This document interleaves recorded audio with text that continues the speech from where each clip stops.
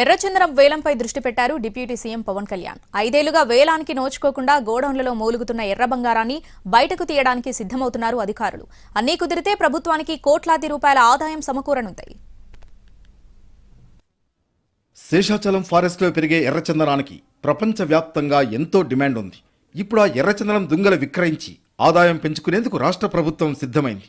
గతంలో తిరుపతిలో ఎర్రచందనం గోదాముల నిర్మాణం తర్వాత 2017లో గ్లోబల్ టెండర్ జరిగింది. 2018 సెప్టెంబర్ 27న ఈ టెండర్ విధానంలో గ్లోబల్ టెండర్లు పిలిచి 5,000 టన్నుల బి గ్రేడ్ ఎర్రచందనం విక్రయించారు. తర్వాత వైసీపీ ప్రభుత్వంలో మిగిలిన 4,343 టన్నుల ఎర్రచందనంలో 300 టన్నులకు వైసీపీ ప్రభుత్వం 2020లో తొలిసారి వేలం వేసింది. తర్వాత 3 ఏళ్లకు మిగిలిన ఎర్రచందనంతో పాటు వివిధ సందర్భాల్లో స్మగ్లర్ల నుంచి స్వాధీనం చేసుకున్న నిల్వలకు 3 సార్లు టెండర్లు పిలిచి 450 టన్నులు మాత్రమే విక్రయించగలిగింది. ప్రస్తుతం తిరుపతిలోని కేంద్రీయ ఎర్రచందనం గోదాముల్లో బఫర్ స్టాక్తో కలిపి మొత్తం 7,000 టన్నులకు పైగా నిల్వలు ఉన్నాయి. విక్రయాల్లో భాగంగా ఈసారి 20వ గ్లోబల్ టెండర్లకు ఏపీ ప్రభుత్వం సన్నాహాలు చేస్తోంది. త్వరలోనే దాదాపు 1000 టన్నుల దుంగలకు వేలం నిర్వహించేందుకు ప్రయత్నం చేస్తోంది. ఈ మేరకు ధర నిర్ణయించేందుకు అక్టోబర్లోని పీసీసీఎఫ్ ఆర్కే సుమన్ నేతృత్వంలోని కమిటీ గోదాముల్లోని 50 లాట్లలో ఉన్న దుంగల్ని పరిశీలించింది. గ్రేడ్ల వారీగా విభజించి ధరలు నిర్ణయించింది.